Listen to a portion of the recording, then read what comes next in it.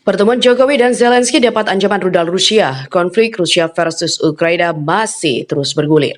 Он сказал, что он никогда не отказывался от встреч с президентом Зеленским. Единственное, что он считает принципиально важным, чтобы эти встречи были хорошо подготовлены.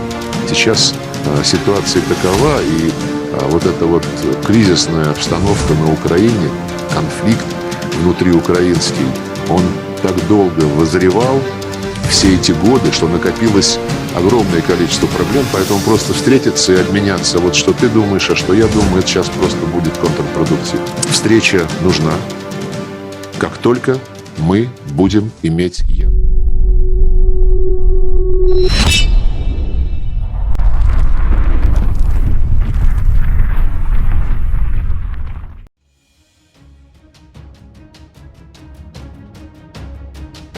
Kedua negara belum mencapai kata damai sejak invasi militer Rusia memasuki kota-kota di Ukraina.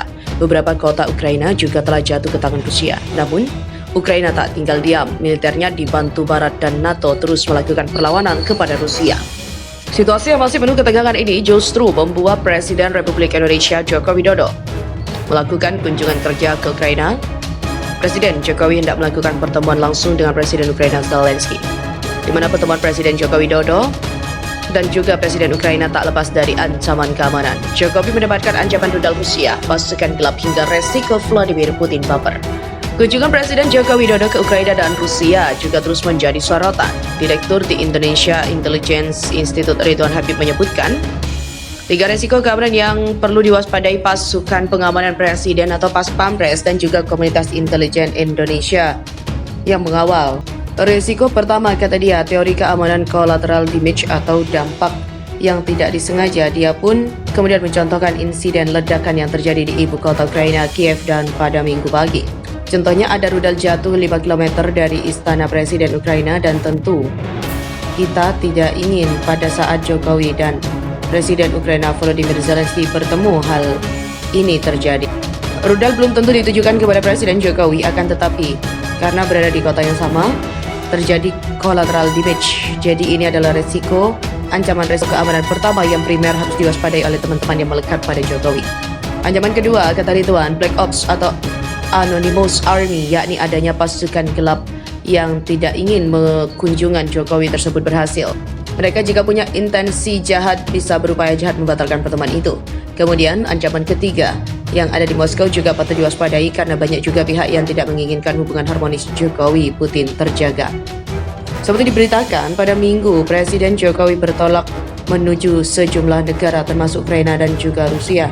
Dua negara yang saat ini tengah berkonflik. Sebanyak 39 personil Pas Pampres diberitakan mengawal kunjungan Presiden ke negara-negara itu.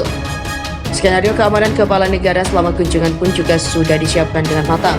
Komandan Pas Pampres Majen Tri Budi Hutomo pihaknya menyiapkan helm, rompi hingga senjata laras panjang untuk pengamanan Presiden. Menurutnya Pas Pampres juga akan membawa senjata laras panjang dengan amunisi yang jumlahnya tidak terbatas. Dari pihak Ukraina juga sudah memberikan keleluasaan untuk membawa senjata laras panjang sesuai dengan jumlah personil Pas Pampres. Tri menjelaskan, sebanyak 39 anggota Pas Pampres juga akan berangkat mengamankan kunjungan Jokowi di kedua negara.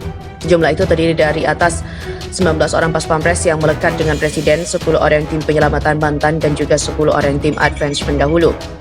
Di mana seluruh tim pengamanan yang bertugas menjaga Presiden selama mengunjungi Ukraina dan juga Rusia berasal dari satuan Pas Pampres, di mana nantinya mereka melakukan deteksi dini berbagai resiko keamanan saat Presiden Jokowi berangkat menemui Presiden Ukraina ataupun Rusia. Dan Pas Pampres ini juga banyak terdiri dari pasukan khusus juga sehingga Abdullah, yaitu dari Kopassus, Denjaka, dan juga Pashas. Di mana kunjungan Presiden ke Ukraina dan Rusia diapresiasi. Pengamat yang juga merupakan Guru Besar Hukum Internasional Universitas Indonesia Hikmahanto Juwana mengapresiasi rencana kunjungan Presiden Jokowi ke Rusia dan Ukraina yang diumumkan Menteri Luar Negeri Retno Marsudi. Ia menilai rencana kunjungan Jokowi yang sedianya akan dilakukan akhir Juni tersebut belum terlambat mengingat situasi perang yang masih berlanjut di Ukraina. Menurutnya, rencana kunjungan Presiden itu patut diapresiasi karena 4 hal mendasar. Yang pertama, Indonesia sebagai Presiden G20 telah mengambil inisiatif menciptakan perdamaian dan menghentikan tragedi kemanusiaan di Ukraina. Bahkan Indonesia berupaya mencegah terjadinya tragedi pangan di dunia.